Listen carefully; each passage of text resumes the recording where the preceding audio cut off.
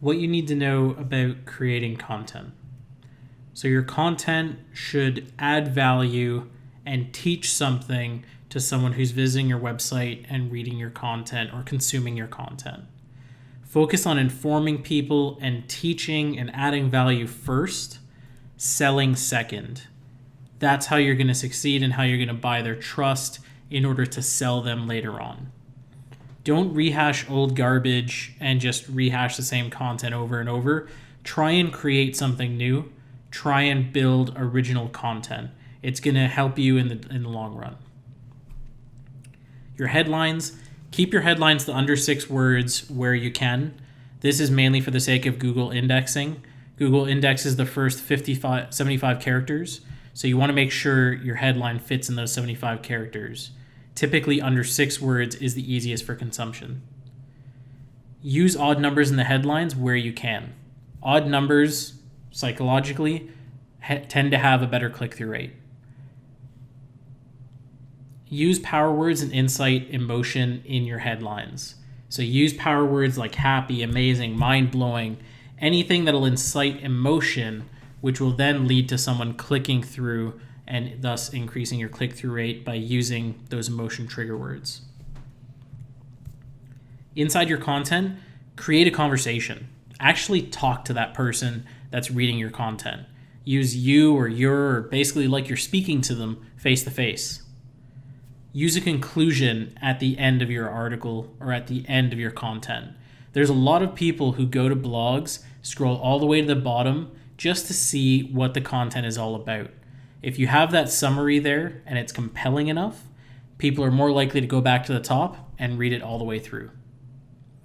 Write long form content. Now, when I say long form, I mean over 2,000 words. Don't write those 500 to 700 words, 500 to 700 word garbage pieces of content you see all over the place. Google's average content length for articles that rank on the first page in the first position are 2,418 words. That's the average. You always want to write better content and add more value. So to do that, most of the time, you're going to have to create longer form content. Use subheadlines and headlines frequently to break up the content.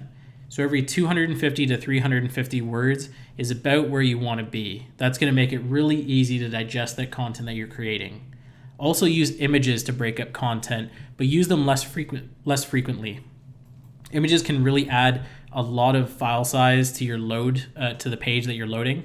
So the more that you have, the more you're going to have to worry about page load time. So keep it to about one image every 500 to 600, even up to 800 words. That's going to make it really easy to digest and really easy to understand. Link to relevant research, references, and influencers where you can. And the good rule of thumb here is 10 links or more per every 1,000 words of content. This is not only going to let you make sure that your article is very fact-based and thus very informative, it's also going to allow you to link out to relevant influencers and research areas where you can reference them back later for content promotion. You can send them out those tweets and those emails saying, hey, we mentioned you in this article. I'd love it if you give it a share if you like the article. Now, some headline tools and resources to help you along the way. CoSchedule's Headline Analyzer is amazing. The link for it is below. It's phenomenal. It's free. It's probably the best thing out there. In addition to that, you may just want to use a proven formula to make things work. So Buffer and SumoMe both have lists of surefire formulas that are phenomenal to craft content headlines.